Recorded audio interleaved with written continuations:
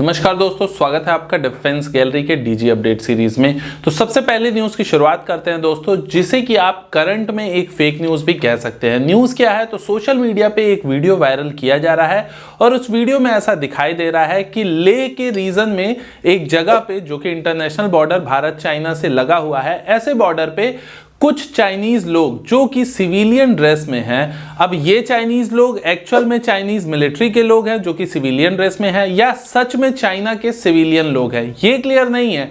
लेकिन ऐसा बताया जा रहा है कि ये जो सिविलियन लोग हैं ये भारतीय टेरिटरी में घुसने की कोशिश की है इन लोगों ने, और उसके बाद जो भारत के साइड के लोग थे इन लोगों ने भारतीय जवानों की मदद से, जो आईटीबीपी के लोग वहां पे तैनात थे, उन लोगों की मदद से उन्हें फिर बाहर ढकेला गया। इस इंसिडेंट को करंट का बता के इसे वायरल किया जा रहा है। लेकिन आज आई रिपोर्ट में, जो कि एनआई के द्वारा आई हुई है, उनका कहना है कि ऑफिशियल गवर्नमेंट सोर्सेस का ऐसा कहना है कि वीडियो तो सच है, यानी कि वीडियो में जो दिख रहा है वो सच है, लेकिन ये इंसिडेंट बहुत पुराना है जिसे कि आज की डेट का बता के शेयर किया जा रहा है। तो फिलहाल आप, क्योंकि एक गवर्नमेंट के ऊपर ज्यादा भरोसा करना चाहिए हमें आपको, क्योंकि उसके अलावा कोई रास्ता भी नहीं है, तो इसलिए हमारा और आपका यही मानना होना चाहिए करंट में कि ये जो वीडियो था ये पुराना था। ऐसा हो भी सकता है क्योंकि अक्सर ऐसा होता रहता है, सोशल मीडिया की न्यूज़ पे 100% भरोसा करना काफ़ी मुश्किल होता है।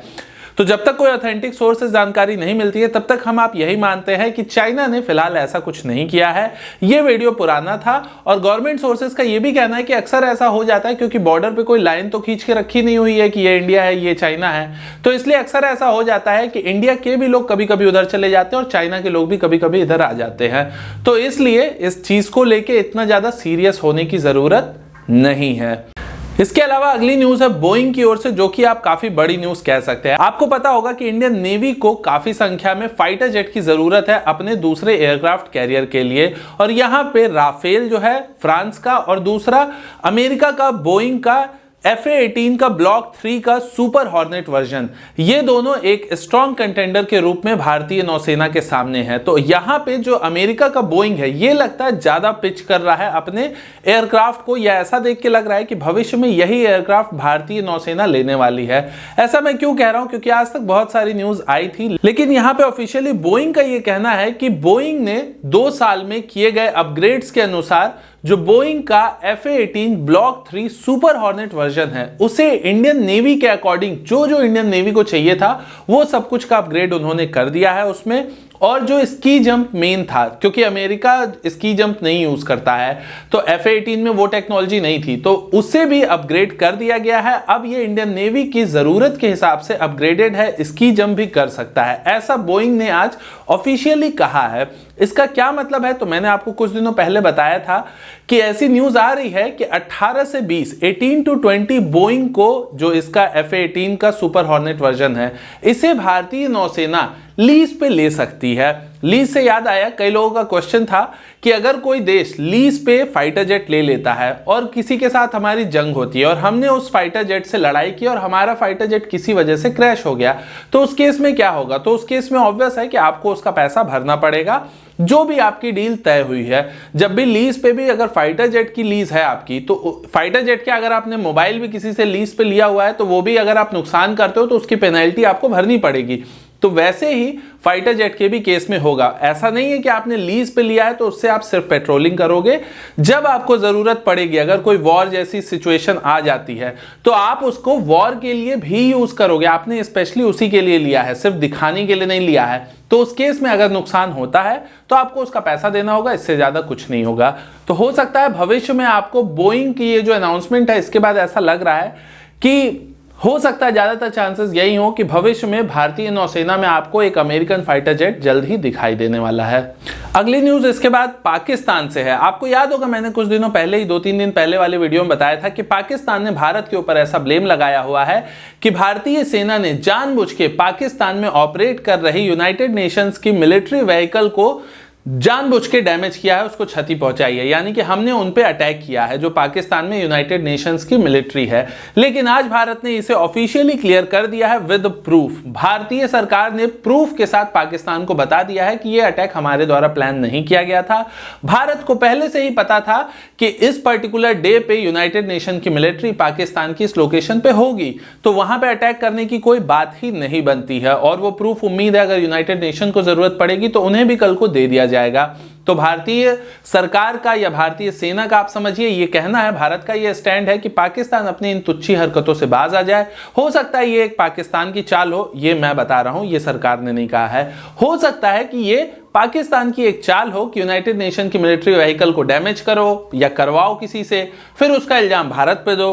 भारत प्रूफ ना दे पाए अगर, तो फिर भारत की जो इमेज है वो यूनाइटेड नेशन में खराब हो जाएगी।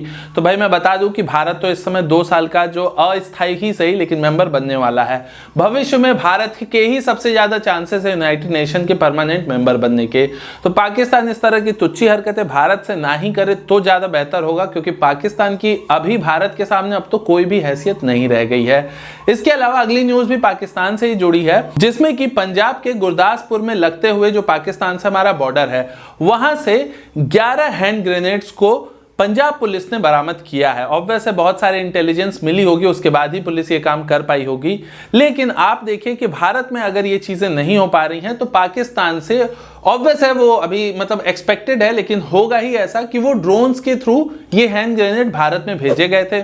और इसका काम क्या है ये तो आप अच्छे से समझते ही हैं। तो ये पाकिस्तान खुद करता है और इस तरह के आरोप लगाता है भारत पे। खैर इस न्यूज को छोड़ते हैं, आते हैं अपनी अगली न्यूज पे, जो कि डीआरडीओ के द्वारा डेवलप किए गए ATAGS यानी कि होविट्जर से जुड़ी है। इसको लेके कुछ दिनों से काफी न्यूज आ रही है और यहाँ पे अभी अपडेटेड न्यूज ये आई है कि इंडियन आर्मी इसे जल्द ही टेस्ट करने वाली है। फिर कुछ दिनों बाद दिसंबर के बाद जनवरी फरवरी के महीने में इसे सिक्किम में ठंड में, एक्सट्रीम ठंड में भी टेस्ट किया जाएगा। उसके बाद फिर मई जून के समय में इसे एक्सट्रीम हॉट वेदर कंडीशन में भी टेस्ट किया जाएगा। ऐसा इंडियन आर्मी की ओर से न्यूज आ रही है। इसका मतलब क्या होगा, तो अगर ये सारे टेस्ट सक्सेसफुल हो जाते हैं, जो कि उम्मीद है होंगे, क्योंकि ऑलरेडी 2000 राउंड बिना किसी प्रॉब्लम के इस आर्टिलरी से फायर किए जा चुके हैं, वो इंडियन आर्मी ने भी देखा हुआ है। लेकिन क्योंकि लास्ट टाइम जो टेस्ट हो रहे थे उसमें प्रॉब्लम आ गई थी। डीआरडीओ का कहना है कि हमारी आर्टिलरी में कोई प्रॉब्लम नहीं थी, वो एम्यूनिशन की प्रॉब्लम थी। तो अभी फिलहाल से जो भी प्रॉब्लम थी एम्यूनिशन को लेके वो रेक्टिफाई करके सारी चीजें देख के फिर से इसे टेस्ट किया जा रहा है। अगर ये सारे टेस्ट सक्सेसफुल होते हैं तो फिर इंडियन आर्मी इसे परचेस करेगी, जो कि एक बड़ी क्वांटिटी में होने वाला है। लगभग 1800 ऐसी आर्टिलरी इंडियन आर्मी को चाहिए। तो इंडियन आर्मी इसका टेस्ट कर रही है और ये सब कुछ ठीक होगा तो परचेस होगा। बाकी अगर आपको ऐसा लगता है कि जो इंडियन आर्मी की डील हुई थी 400 इजरायली एथोस के लिए, जो एथोस इजराइल का आर्टिलरी है उसके लिए, मतलब डील नहीं हुई थी लेकिन लगभग आप उस डील को फाइनली समझिए, इजराइल ही फाइनल हुआ था। इजराइल से ही भारतीय सेना 400 एथोस आर्टिलरी गन लेने वाली थी। तो उसके ऊपर मैंने एक वीडियो बनाया है कि कैसे जो भारत का डीआरडीओ द्वारा बनाया गया गन है वो बेटर है इजराइल के गन से। तो अगर आपने वीडियो नहीं देखी तो लिंक आई बटन पे आपको मिल जाएगा, आप वहां से देख के ज्यादा डिटेल में समझ सकते हैं। आते हैं अपने अगली न्यूज पे, जो कि रशिया से है। तो रशिया के जो फॉरेन मिनिस्टर हैं उनका कुछ दिनों पहले बहुत खराब बयान आया था, जिसे आप एंटी इंडिया बयान कह सकते हैं, जिसमें उन्होंने कहा था कि भारत अमेरिका के प्रेशर की वजह से या वेस्ट की बाकी कंट्रीज की प्रेशर की वजह से एंटी चाइना गेम में शामिल हो रहा है। उनको इस हिसाब से यानी कि चाइना की कोई गलती ही नहीं थी, भारत बाकी देशों की वजह से चाइना से बैर ले रहा है, रशिया का यह मानना है। जबकि आप खुद ही देख सकते हैं कि चीजें क्या हो रही हैं, चाइना क्या कर रहा है।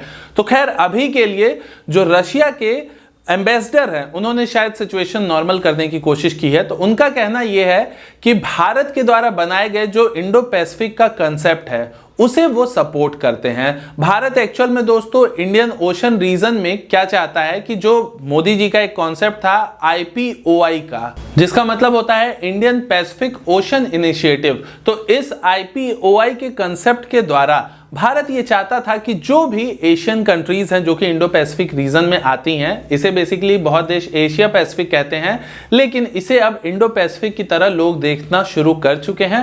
तो भारत ये चाहता था कि इंडो पैसिफिक की ये सारी कंट्रीज मिलके आपस में सहयोग बनाए रखें, एक फ्री ट्रेड रूट यहाँ पे बनाएं, इन सारे समुद्री सीमाओं की बाकी जो दुश्मन देश हो सकते हैं या ऐसे देश जो कि इधर मनमानी करेंगे उनसे सुरक्षा करे। और ऑब्वियस है कि इंडो पैसिफिक रीजन में भारत को छोड़ के कोई और देश ही नहीं है जो कि भारत के सामने खड़ा हो पाए। तो भारत को ऐसी उम्मीद भी थी कि बाकी सारे देश भारत के हिसाब से चलेंगे और उसमें किसी का नुकसान भी नहीं होगा। ऐसा नहीं है कि भारत दूसरे देशों का नुकसान करके अपना फायदा करेगा, और ना ही भारत ने आज तक ऐसा किया है।